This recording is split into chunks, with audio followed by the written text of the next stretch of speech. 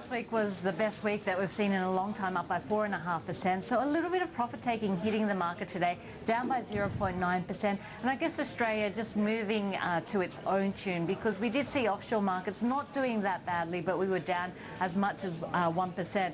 Now, if we have a look across the market, the energy space was the worst. It was down by 2.3%, despite oil prices not doing too badly on Friday over in the US.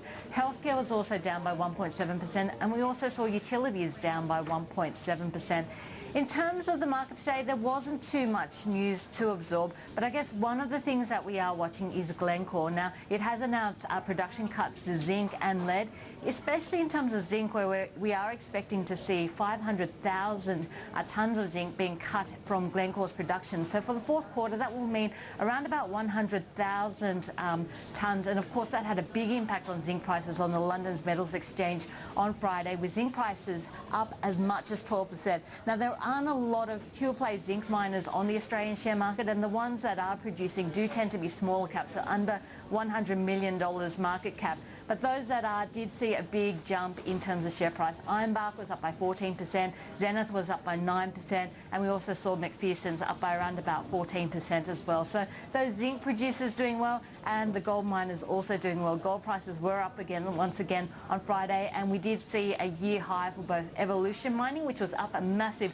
11.5% on market today, and also Ramelius seeing a year high as well. Yeah, Mike, you're some strength today, continued strength, the gold space.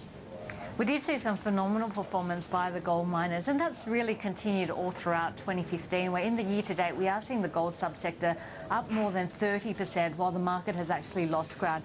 Now, a big part of that has been the Aussie dollar story, but of course the Aussie dollar has recently strengthened, but we've seen the flip side. The gold price has actually been moving upwards, and on Friday gold prices were up in New York. They are still down 2% in US dollar terms in the year to date, but the gold miners still doing phenomenally well. Evolution Mining up a massive 11.5%. A lot of chatter that we could see a production upgrade in the current financial year. Independence also up by 9.2%, and Regis up by 8.1%. So while a lot of the market was quiet, there were pockets of the material space doing well. One of that was the very small zinc producers on the market, and the other part were the gold miners. Mike, you start more broadly, I suppose, on the gold price?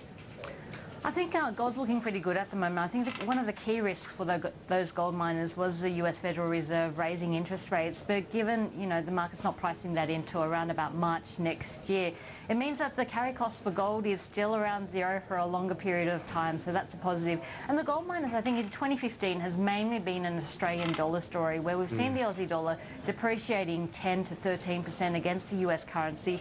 And they've been through a couple of years of cost cutting. So the fat's gone out. Suddenly the currency is moving in their favour, and some of these gold producers are making a 500 Australian dollar margin on gold per ounce, which is a very attractive place to be.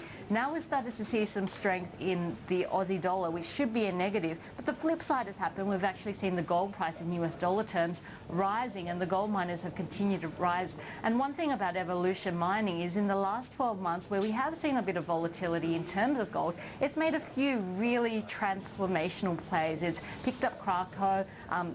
With any debt that it's had, it's managed to hedge that at 1,500 Australian an ounce, just so that it's not exposed to the risk of the gold price on any borrowings that it's had. So it has made some very big acquisitions, some smart moves, and now it does look like the Aussie dollar and the gold price moving in its favour at the same time, where we've seen a lot of the fat being cut, having already been cut out of the fat being cut out of the industry. Some of these gold miners are in an extremely good place, especially those gold miners with assets in Australia.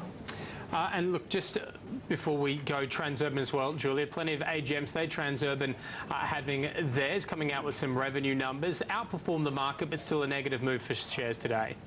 Look, Transurban is one of these fantastic stories where you're seeing strong organic growth, and that was shown through in the quarterly numbers which were released today. And then at the same time, you're seeing extremely low funding costs with very low interest rates around the globe. And that's a magical combination for an infrastructure stock like Transurban. Now, we've seen toll revenue on a proportional basis for the quarter up by 19%. Sydney's been performing well, up by 16% in terms of revenue. The investments they've made in terms of the M2 and the M5 and the upgrades, they're really starting to show through there. And the US, where it has taken a little bit of time to gain traction, we are seeing some strong numbers coming through. Full year distribution higher once again, 44.5 cents for the full year compared to 40 cents last year. Really ticking all the boxes, but I think the key for Transurban is the growth going forward. They are involved in the North Connex project in Sydney, and they're going to try and win more growth projects in this low funding, low interest rate environment. But I guess the question with some of these infrastructure projects is how long it takes to get these infrastructure projects off the ground, because remember, while you're building these toll roads, you don't have the revenue coming through, and at the moment we are seeing a cheap funding environment. But if we do start to see interest rates rise, the attractiveness of an investment like this starts to deteriorate as well. So it's been a magical combination with the organic growth plus the cheap funding environment. My question mark on Transurban going forward is around future growth and the funding of that future growth if we do start to see interest rates rising. And Mike, just finally,